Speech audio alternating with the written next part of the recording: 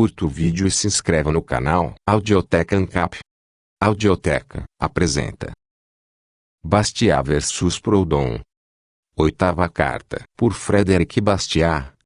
A gratuidade do crédito é possível. A gratuidade do crédito é impossível. É claro que responder a uma dessas questões é responder a outra. Você me acusa de falta de caridade, porque persisto em discutir a segunda. Este é meu motivo. Uma investigação sobre a possibilidade da gratuidade do crédito teria me levado a uma discussão sobre o Banco do Povo, o imposto sobre o capital, as oficinas nacionais, a organização do trabalho e, em resumo, todos os 1001 meios pelos quais cada escola espera realizar essa gratuidade, enquanto, para mostrar que é impossível, só precisei analisar a natureza essencial do capital. Isso realiza meu objetivo e, penso eu, o seu também. 50 argumentos foram oferecidos contra a teoria de Galileu sobre a rotação da Terra. Ele precisava refutá-los todos. Não, ele provou que ela girava e assim foi. Como inovador, você diz que tem direito a um exame. Sem dúvida, mas primeiro, a sociedade, como a acusada, tem o direito de ser provada errada. Você acusa o capital e o juro no bar da opinião pública, acusando-os de injustiça e roubo. É sua responsabilidade provar sua culpa. É deles provar sua inocência. Você diz que tem vários métodos para forçar o seu retorno ao caminho da justiça. Devemos saber primeiro se eles saíram dele. O exame de suas teorias, já que elas implicam uma acusação bem fundada, só é apropriado depois do que aquilo que eles negam tenha sido discutido. Este curso é tão lógico que você aceita essas palavras. Verdadeira ou falsa, legítima ou ilegítima, moral ou imoral, eu aceito a usura, aprovo-a, até aplaudo-a, renunciarei a todos os sonhos do socialismo e me tornarei cristão, se você me mostrar que o empréstimo de capital, assim como a circulação de valores, não pode, em nenhum caso, ser gratuito.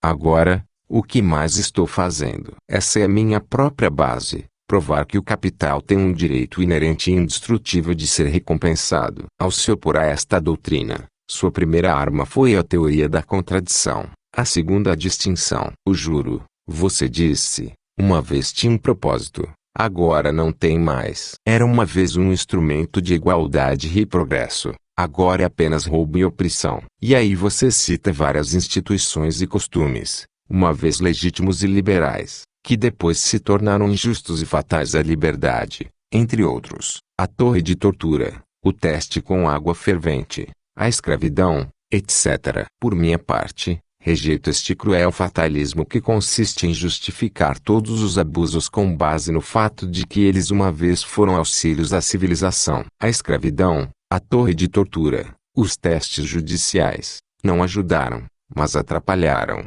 o progresso da humanidade. Teria sido a mesma coisa com o juro, se ele tivesse sido, como você diz, apenas um abuso de força. Além disso, mesmo que algumas coisas mudem, há outras que não mudam. É verdade desde a criação que os três ângulos de um triângulo são iguais a dois ângulos retos, e continuará sendo verdade até o dia do juízo e depois. Da mesma forma, sempre foi verdade, e sempre será, que o trabalho acumulado, ou o capital, tem direito a uma recompensa. Você compara meu raciocínio ao de um contratante que deveria dizer, de que importância, então, para mim, é o vapor, e a pressão atmosférica, e a eletricidade. Provar a legitimidade do veículo de 4 rodas, não é isso provar que a invenção dos trens é uma quimera. Eu aceito a analogia, mas desta forma, eu admito que o trem é um passo em frente. Fico feliz que ele tenha reduzido o preço do transporte, mas se você raciocina a partir disso para a gratuidade do transporte, se você diz que qualquer preço, por mais grande que seja, era legítimo uma vez, mas que chegou a hora em que o transporte deve ser gratuito, eu respondo que a conclusão é falsa. À medida que o progresso avança, este preço pode diminuir continuamente, mas nunca pode chegar a zero, já que o trabalho humano, o serviço humano, que tem um direito inerente de ser recompensado, deve sempre estar envolvido nele. Da mesma forma, eu admito que uma abundância de capital tende a diminuir seu rendimento. Eu admito e alegro-me com isso, pois assim ele é cada vez mais difundido entre todas as classes e as alivia. com cada necessidade que satisfaz, da carga do trabalho. Mas, a partir desta diminuição constante na taxa de juros, eu não posso inferir sua aniquilação absoluta, porque o capital nunca criará a si mesmo, porque sempre será o produto do trabalho humano, porque emprestá-lo sempre será um serviço em maior ou menor grau e, por isso, ele, assim como o transporte, tem um direito inerente a uma recompensa. Então, Senhor, eu não vejo razão para mudar o curso deste debate agora que ele está chegando ao fim, e eu não acredito que haja um de nossos leitores que não considere minha tarefa cumprida quando eu tiver provado as seguintes proposições. Todo capital, seja qual for a sua forma, colheitas, ferramentas, máquinas, casas, etc., todo capital é resultado de trabalho anterior e aumenta o poder do trabalho subsequente. Na medida em que é o resultado de trabalho anterior, aquele que o empresta recebe uma recompensa. Na medida em que aumenta o poder do trabalho subsequente, aquele que o empresta deve uma recompensa. E você mesmo diz, se o trabalho do credor é zero, o juro deve se tornar zero. Então, qual é a questão diante de nós? É essa. É possível criar capital sem trabalho? Se é possível, eu estou errado. O crédito deve ser gratuito. Se é impossível, você está errado. O capital deve ser recompensado. Você está perdendo palavras. A questão se resume a isso. O momento chegou. Ele algum dia chegará, quando o capital surgirá espontaneamente sem a ajuda de esforço humano. Mas, em uma revisão animada do passado, mergulhando de cabeça em Palestina, Atenas, Esparta, Tiro, Roma e Cartago, você me arrasta em ângulo reto do círculo dentro do qual eu tento em vão te manter. Bem, antes de voltar, tentarei, se não te seguir, pelo menos te acompanhar por alguns passos. Você começa assim, o motivo pelo qual o juro do capital, perdoável e até justo na infância da economia social, se torna, à medida que as instituições industriais se desenvolvem, verdadeira espoliação e roubo, é porque ele não tem outro princípio, nenhum outro propósito, além da necessidade da força. A necessidade explica a irracionalidade do tomador, a força causa a resignação do emprestador. Mas, na medida em que nas relações humanas a necessidade dá lugar à verdade e a força é sucedida pelo direito, o capitalista perde sua desculpa. Ele perde mais do que isso. Ele perde o único título que você permite a ele. Se, sob o reinado da liberdade e da equidade, o juro ainda persistir, sem dúvida é porque, o que quer que você possa dizer, ele tem outro propósito além da força. De fato, eu não entendo sua distinção. Você diz, o juro era justo uma vez, hoje não é mais justo. E qual é a sua razão para dizer isso? Antigamente a força era o poder dominante. Hoje o direito é. Longe de inferir disso que o juro passou da legitimidade para a ilegitimidade, não é ao contrário o que se segue de suas premissas. E certamente os fatos confirmariam essa conclusão, pois a usura era detestada quando as pessoas se tornavam capitalistas através do roubo. Mas o juro é justificado agora que elas o fazem através do trabalho. Devemos procurar o comércio exterior para encontrar o início do empréstimo com juros. O contrato alla grossi, uma variedade, ou melhor, uma parte separada, do contrato de Pacotille, foi sua forma original. Eu acredito que o capital tem uma natureza peculiar, totalmente independente dos meios pelos quais os homens efetuam seu transporte. Eles podem viajar e enviar suas mercadorias por terra, água ou ar, de carro, navio ou balão. O capital não perderá ou ganhará um único direito assim. Além disso, estamos justificados em presumir que o juro é mais velho do que o comércio exterior. É muito improvável que o patriarca Abraão emprestasse suas manadas sem reservar para si uma parte de seu aumento e, sem dúvida, aqueles que foram os primeiros a construir casas em Babilônia após o dilúvio não as concederam a outros sem recompensa. O que, Senhor, essas transações que têm sido realizadas tão constantemente e voluntariamente desde o início do mundo sob os nomes de locação, juros, aluguel de fazenda, aluguel não são o resultado dos instintos naturais da humanidade, nascidos do contrato de Pacotille. Então, a propósito do contrato alla grossi, Você constrói uma teoria de lucro que realmente me parece inadmissível, mas discuti-la que seria divagar do assunto. Finalmente, você chega à raiz de todos os erros econômicos, ou seja, a confusão de capital com espécie. Uma confusão com a qual é fácil entrelaçar a questão. Mas você não compartilha disso, como provarei com suas palavras recentes ao Sr. Louis Blanc. Espécie não é riqueza social, é simplesmente um meio de circulação,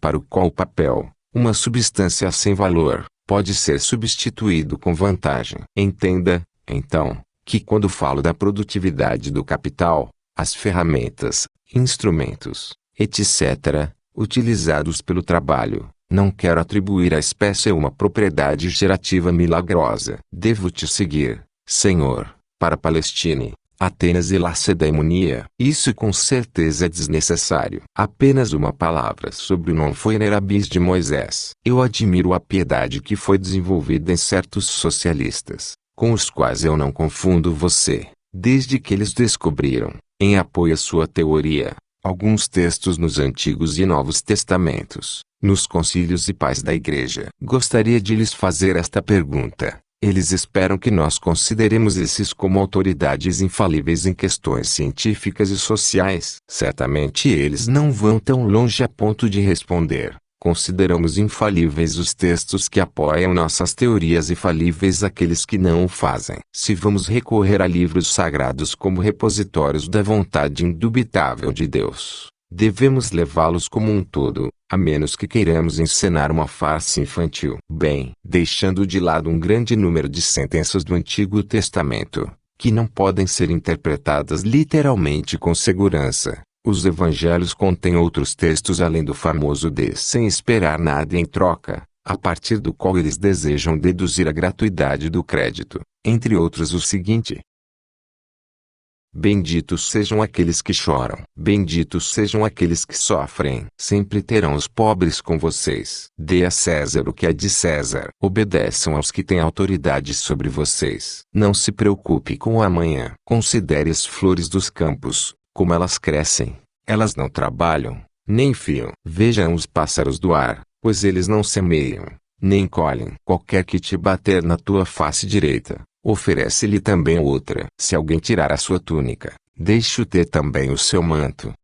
O que diriam nossos socialistas se baseássemos a economia política e social em um desses textos? Acreditamos que, quando o fundador do cristianismo disse aos seus discípulos, mutuum date, ele o fez como uma lição de caridade e não como uma doutrina de economia política. Jesus era carpinteiro e trabalhava para viver. Consequentemente, ele não poderia fazer do presente uma regra absoluta. Acho que posso acrescentar, sem reverência, que ele cobrava pelo serviço, o que era perfeitamente correto, não apenas pelo trabalho realizado na fabricação de suas tábuas, mas também pelo trabalho realizado na fabricação de suas serras e plainas, ou seja, pelo seu capital. Por fim, não deveria permitir que você fechasse sua carta com os dois apólogos sem chamar sua atenção para o fato de que, longe de enfraquecer minha doutrina, eles condenam a sua, pois não podemos deduzir da gratuidade do crédito sem deduzir também a gratuidade do trabalho. Sua segunda história foi um poderoso golpe de espada, mas você gentilmente me forneceu, na primeira, uma armadura inteiramente à prova. Por que você tenta me mostrar que existem circunstâncias nas quais a consciência nos ordena emprestar de forma gratuita? Você descreve uma dessas situações extraordinárias que silenciam todos os nossos instintos pessoais e despertam a nossa simpatia, piedade, compaixão, devoção e sacrifício. Um habitante de uma ilha tem tudo o que precisa. Ele encontra um grupo de náufragos, jogados pelas ondas nus na praia. Você me pergunta se é legítimo para esse habitante da ilha aproveitar ao máximo a sua posição, levar suas exigências ao limite, exigir 1000% de seu capital e até mesmo emprestar aos infelizes por um preço de sua honra. Eu vejo a armadilha. Se eu responder, nesse caso, ele deve correr incondicionalmente em socorro de seu irmão e compartilhar com ele sua última mordida de pão, você gritaria triunfante: meu oponente admitiu que há ocasiões em que o crédito deve ser gratuito. Felizmente, seu primeiro apólogo, que eu teria inventado se você não me tivesse antecipado. Me forneceu uma resposta. Um homem está caminhando ao longo da margem de um rio. Ele vê um ser humano se afogando e, para salvá-lo, só precisa estender a mão. Poderia ele, de forma consciente, aproveitar a ocasião para insistir nas condições mais extravagantes e dizer ao infeliz lutador na corrente: estou livre, meu trabalho está à minha disposição. Morra ou me dê toda a sua fortuna. Eu imaginei, senhor, que se um trabalhador corajoso se encontrasse em uma situação assim, ele se jogaria na água sem hesitação, sem consideração, sem calcular seus salários e sem sequer sonhar com eles. Mas neste caso, observe, o capital não está envolvido, apenas o trabalho está em questão. Aqui é um sacrifício de trabalho que a consciência exige. Você, portanto, considera a gratuidade do trabalho como a regra normal para o governo das transações humanas, como uma lei da economia política. E por que, em um caso extremo, o serviço deveria ser gratuito, você retira teoricamente o seu axioma, mutualidade de serviço. E mesmo assim, se você inferir do seu segundo apólogo que devemos sempre emprestar de graça, deve inferir do seu primeiro que devemos sempre trabalhar de graça. A verdade é que, para resolver um problema de economia política, você citou dois casos em que todas as leis da economia política são suspensas. Quem já sonhou em negar que, em determinadas circunstâncias, estamos obrigados a sacrificar o capital, o juro, o trabalho, a vida, a reputação, os afetos, a saúde, etc. Mas essa é a lei das transações normais. E recorrer a esses exemplos para efeito da gratuidade do crédito ou da gratuidade do trabalho, não é isso confessar a sua incapacidade de fazer essa gratuidade pelo curso normal dos acontecimentos. Você pergunta, senhor, quais são as consequências para as classes trabalhadoras de emprestar com juros? E enumera algumas delas, convidando-me a torná-las o tema do restante de nossa discussão. Eu não neguei que entre suas objeções há algumas muito plausíveis e até sérias. É impossível, em uma carta, que eu as observe uma a uma. Eu tentarei refutá-las de uma vez pela simples exposição da lei pela qual, na minha opinião, são divididos entre o capital e o trabalho os produtos de sua cooperação. E por essa via eu reentrarei nos limites de meu modesto círculo econômico. Permita-me apresentar 5 proposições que me parecem capazes de demonstração matemática. 1. O capital frutifica o trabalho. Está muito claro que podemos realizar mais coisas com uma charrua do que sem uma, com uma serra do que sem uma, com uma estrada do que sem uma, com provisões do que sem elas, etc. Daí podemos concluir que a mediação do capital aumenta a quantidade de produtos a serem divididos. 2. O capital é o resultado do trabalho. Charruas, serras, estradas, provisões, não se criam sozinhas. E o trabalho ao qual devemos essas coisas tem direito a uma recompensa. Aqui sou obrigado a lembrar o que disse na minha última carta sobre a diferença entre o método de recompensar o capital e o de recompensar o trabalho. O trabalho realizado todos os dias pelo carregador de água deve ser pago pelos que se beneficiam deste trabalho diário. Mas o seu trabalho na fabricação de sua carroça e barril deve ser pago por um número indeterminado de consumidores. Da mesma maneira, plantar, arar, capinar, colher, só tem a ver com a colheita atual. Mas cercar, limpar, drenar, construir, afetam o custo de um número indeterminado de colheitas sucessivas. O trabalho presente do sapateiro que faz sapatos, o alfaiate que faz roupas, o carpinteiro que faz tábuas e o advogado que faz alegações é uma coisa muito diferente no trabalho acumulado exigido na fabricação do banco, da tábua de corte, da serra e no estudo da lei. É por isso que o trabalho do primeiro tipo é recompensado por salários, e o do último pelos dispositivos de juros e liquidação, que não são mais do que salários engenhosamente fixados em uma multidão de consumidores. 3. Na medida em que o capital aumenta, os juros diminuem, mas de tal maneira que a renda total do capitalista é ampliada.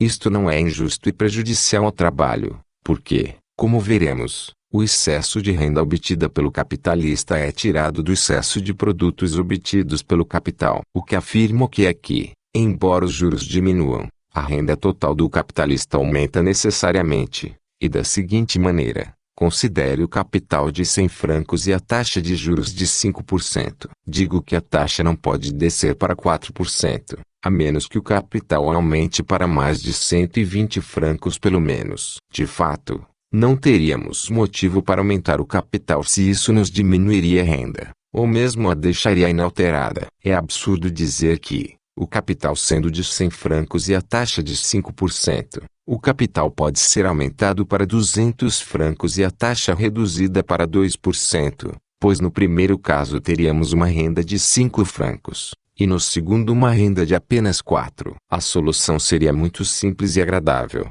Consumiríamos metade de nosso capital para recuperar nossa renda. Portanto, quando a taxa de juros diminui de 5 para 4, 4 para 3, 3 para 2%, isso significa que o capital aumentou de 100 para 200, 200 para 400, 400 para 800 francos, e que o capitalista recebeu rendas de 5, 8 e 12 francos sucessivamente. E o trabalho não perde nada, pelo contrário, pois teve à sua disposição um poder de 100, depois um poder de 200 e finalmente um poder de 800, com a vantagem extra de pagar cada vez menos por uma quantidade dada de poder.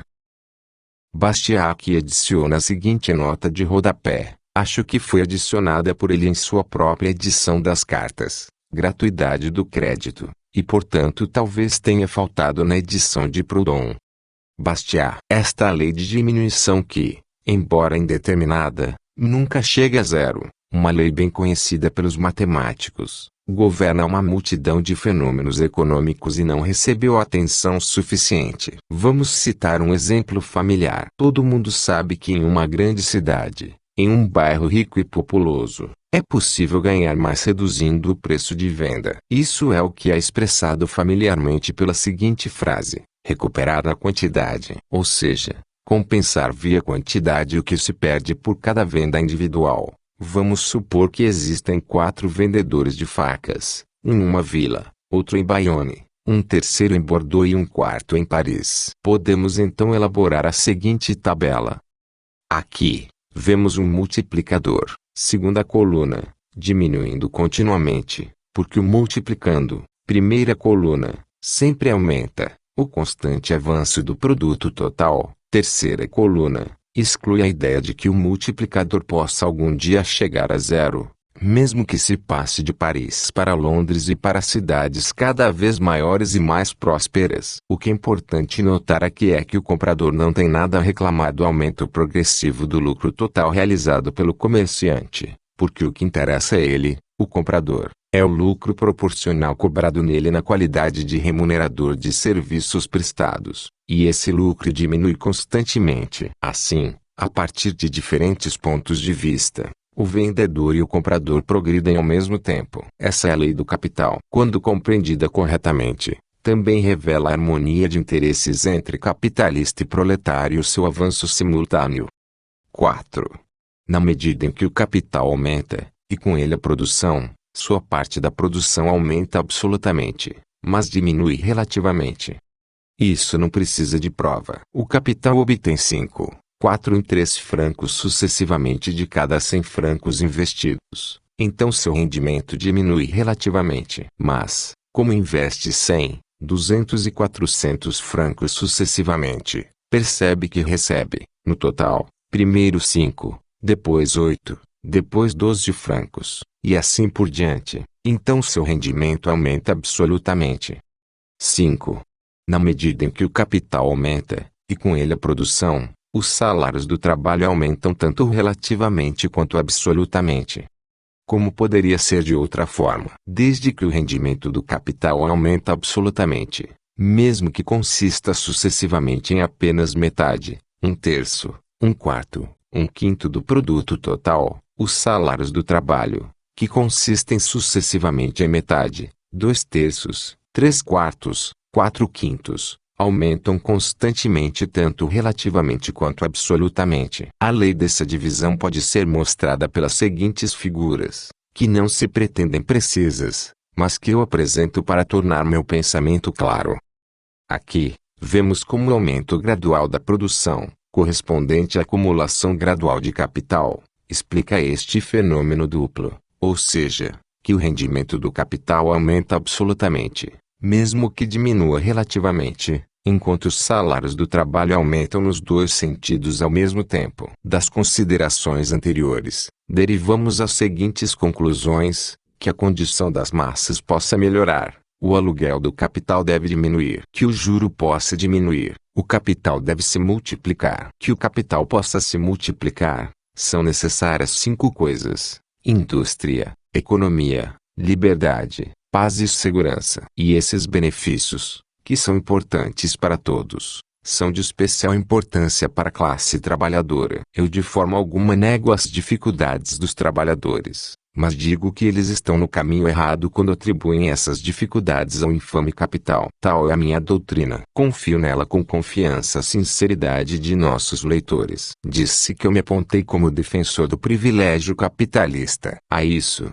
eles, e não eu, devem responder. Esta doutrina, ouso dizer, promove harmonia e paz de espírito. Ela tende à união de classes. Ela indica o acordo de princípios. Ela destrói o antagonismo tanto de pessoas quanto de ideias. Ela satisfaz a mente e o coração. Será este o caso com a doutrina em que serve como um novo suporte para o socialismo, que nega ao capital todo o direito a uma recompensa, que vê em todos os lugares nada além de contradição, antagonismo e roubo, que cita as classes umas contra as outras, e que pinta a iniquidade como uma praga universal, pelo qual todo homem é mais ou menos responsável e para a qual ele é em alguma medida uma vítima. Mas, no entanto, se o princípio da gratuidade do crédito é verdadeiro, devemos admiti-lo, fiat justitia, ruat coelum. Mas se for falso, por minha parte, eu o considero falso, e, em conclusão,